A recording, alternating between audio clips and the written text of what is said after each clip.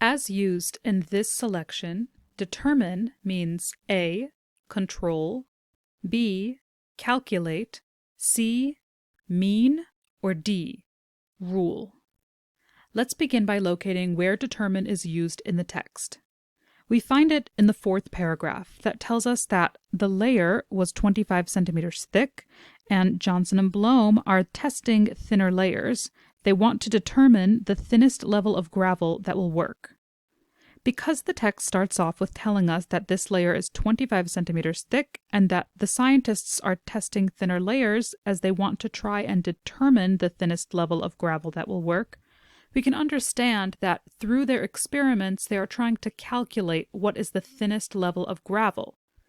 Based on this, we can head down to our choices and mark B, calculate, as our final answer.